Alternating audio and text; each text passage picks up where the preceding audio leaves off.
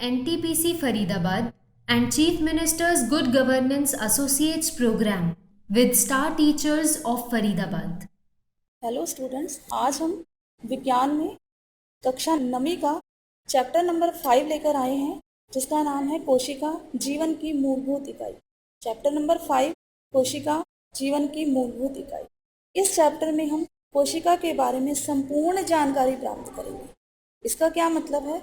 यानी कि कोशिका के विषय में संपूर्ण जानकारी, अर्थात कोशिका क्या है, कोशिका की खोज कैसे हुई, कोशिका की संरचना कैसी है, कोशिका कितने प्रकार की होती है और कोशिका में पाए जाने वाले जो कोशिकांग हैं वे कौन कौन से हैं, उनके क्या कार्य होते हैं।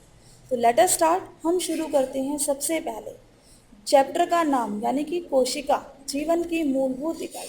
तो हम ये पढ़ते हैं कि कोशिका क्या है या कोशिका किसे कहते हैं। तो कोशिका जीवों की संरचनात्मक और क्रियात्मक इकाई को हम कोशिका कहते हैं। संरचनात्मक यानी कि जिससे बनती है कोई चीज़, क्रियात्मक जिससे क्रिया होती है। तो सभी जीवों की संरचनात्मक और क्रियात्मक इकाई को हम कोशिका कहते हैं। अब बात आती है कोशिका की खोज कैसे हो। तो कोशिका की खोज करने वाले वैज्ञानिक का नाम है रॉबर्ट हुक, जिसने सन 1665 में कोशिका की खोज की। उसने कॉर्क नाम का एक पदार्थ, कॉर्क क्या है? ये पौधों की छाल होती है।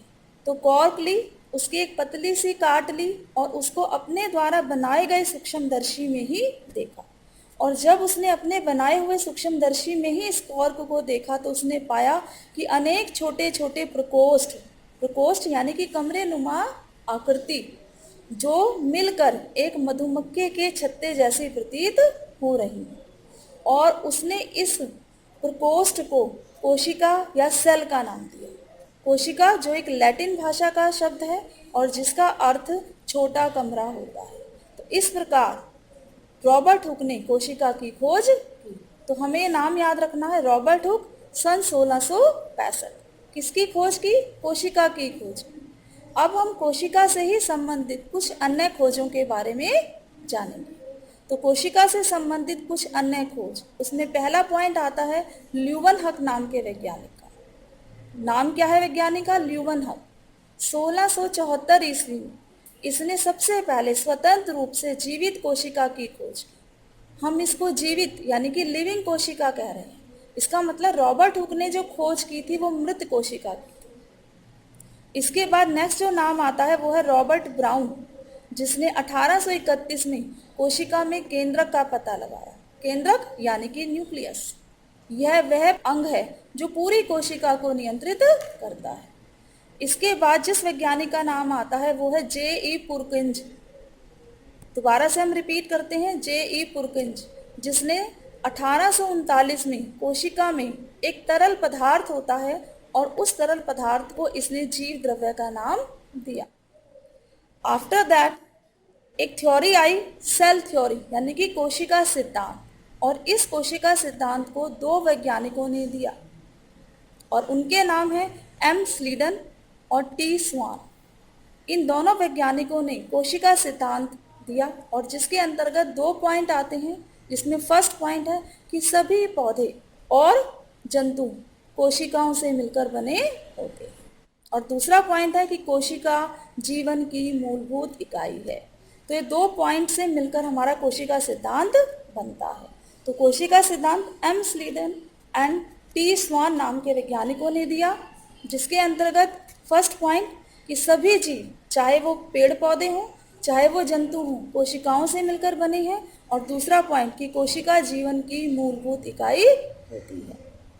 उसके बाद विर्चो नाम का एक वैज्ञानिक, जिसने 1855 में इसी कोशिका सिद्धांत में एक और पॉइंट ऐड कर दिया, इसी कोशिका सिद्धांत को थोड़ा आगे बढ़ाया और उसने ये कहा कि सभी कोशिकाएं पूर्ववर्ती कोशिकाओं से मिलकर बनी होती है। यानी कि हम कोशिकाओं को लैब में नहीं बना सकते, प्रयोगशाला में नहीं बना सकते। तो यहाँ पर हमारी कोशिका से संबंधित कुछ खोजें हमारे सामने आई। अब कोशिका के आकार की अगर हम बात करते हैं तो कोशिका का आकार सूक्ष्म होता है, जिसे हम सूक्ष्मदर्शी यंत्र द्वारा ही देख सकते हैं। जीव चाहे छोटा हो चाहे बड़ा हो, कोशिका उसमें हमेशा सूक्ष्म ही होती है। तो इसकी हम कोशिका के बारे में अगर हम इसका संरचना देखना चाहें तो प्याज की झिल्ली लें और उसकी एक अस्थाई स्लाइड बनाएं और उसको माइक्रोस्कोप में देखा गया। और माइक्रोस्कोप में देखने के बाद हमें इसमें जो संरचनाएं दिखाई दी वो सभी संरचनाएं एक जैसी दिखाई देती हैं और इन्हीं संरचनाओं को हम कोशिका कहते हैं। यही संरचनाएं मिलकर एक जीव का निर्माण करती हैं। यानी कि जीव छोटा है या बड़ा है वो इन्हीं सूक्ष्म सूक्ष्म कोशिकाओं से मिलकर बना होगा। जब उन्नत किस्म के माइक्रोस्कोप डिस्कवर हो गए और कोशिका के बारे में कुछ ज़्यादा पता लगा तो ये जाना गया कि कुछ जीव केवल एक ही कोशिका के बने होते हैं। यानी कि कुछ जीवों में एक ही कोशिका पूरे जीव का निर्माण करती है। तो इस प्रकार जीव दो प्रकार के होते हैं, एक कोशिकीय जीव और बहुकोशिकीय जीव। एक कोशिकीय जीव जहाँ एक कोशिका ही जीव का निर्माण करती है। इसके उदाहरण अगर हम देखना चाहें तो पहला उदाहरण है अमीबा। आप सबने इसके बारे में ज़रूर सुना होगा या किताबों में देखा होगा या लैब में अपनी प्रयोगशाला में देखा होगा सूक्ष्मदर्शी के द्वारा। तो अमीबा एक कोशिकीय जीव है। दूसरा उदाहरण है पैरामीशियम।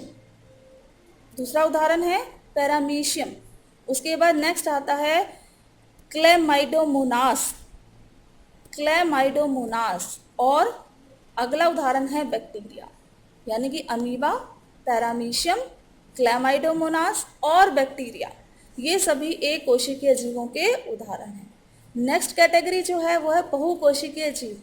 यानी कि जहाँ कोशिका बहुत सारी कोशिकाएं मिलकर एक जीव का निर्माण करती हैं। इसमें कवक यानी कि फफूंदी, पौधे यानी कि पादप और सभी जंतु इसी कैटेगरी में आते हैं। तो आज के इस लेक्चर में हमने कोशिका, कोशिका की खोज और कोशिका से मिलकर बने जीवों के बारे में पढ़ा। आई होप स्टूडेंट आपको ये समझ आएगा। अगले लेक्चर में हम यहाँ से आगे कंटिन्यू करेंगे। Thank you.